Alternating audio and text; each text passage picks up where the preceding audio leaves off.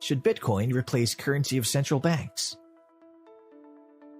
What is the difference between central bank authorized currency and Bitcoin? The bearer of central bank authorized currency can merely tender it for exchange of goods and services.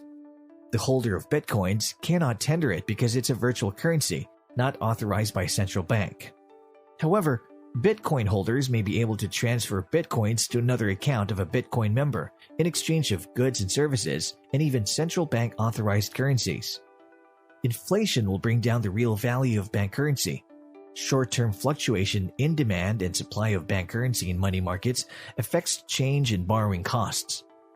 However, the face value remains the same. In case of Bitcoin, its face value and real value both changes. We have recently witnessed the split of Bitcoin. This is something like split of share in the stock market. Companies sometimes split the stock into 2 or 5 or 10 depending upon the market value.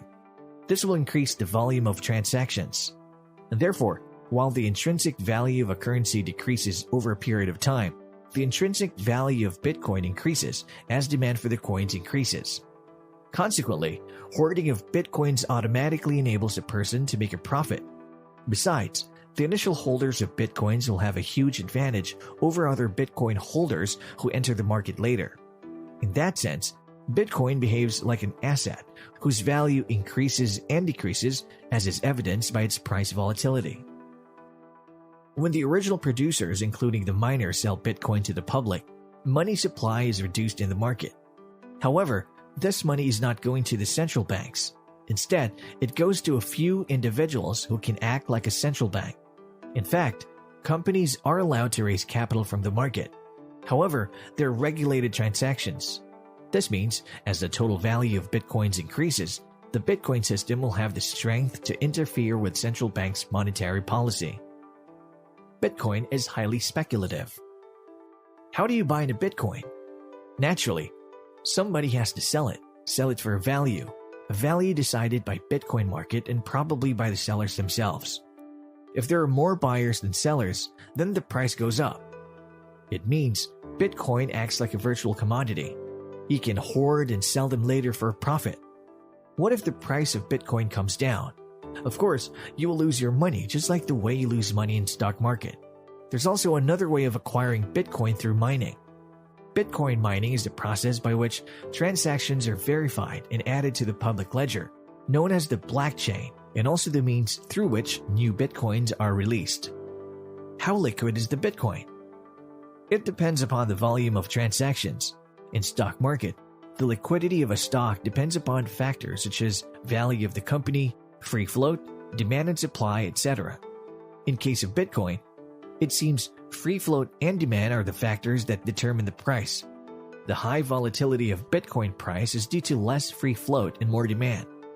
The value of the virtual company depends upon their members' experiences with Bitcoin transactions. We might get some useful feedback from its members. What could be one big problem with this system of transaction? No members can sell Bitcoin if they don't have one. It means you have to first acquire it by tendering something valuable you possess or through Bitcoin mining. A large chunk of these valuable things ultimately goes to a person who was the original seller of Bitcoin. Of course, some amount as profit will certainly go to other members who are not the original producer of Bitcoins. Some members will also lose their valuables. As demand for Bitcoin increases, the original seller can produce more Bitcoins as is being done by central banks. As the price of Bitcoin increases in the market, the original producers can slowly release their Bitcoins into the system and make a huge profit. Bitcoin is a virtual financial instrument, though it does not qualify to be a full-fledged currency, nor does it have legal sanctity. If Bitcoin holders set up private tribunal to settle their issues arising out of Bitcoin transactions, then they might not worry about legal sanctity. Thus, it is a private virtual financial instrument for an exclusive set of people. People who have Bitcoins will be able to buy huge quantities of goods and services in the public domain, which can destabilize the normal market. This will be a challenge to the regulators. The inaction of regulators can create another financial crisis, as it had happened during the financial crisis of 2007-2008. As usual, we cannot judge the tip of the iceberg. will not be able to protect the damage it can produce. It's only at the last stage that we see the whole thing, when we are incapable of doing anything except an emergency exit to survive the crisis. This we have been experiencing since we started experimenting on things which we wanted to have control over. We succeeded in some, and failed in many though, not without sacrifice and loss. Should we wait till we see the whole thing? And if you like this video, you can always subscribe to the channel for more like this.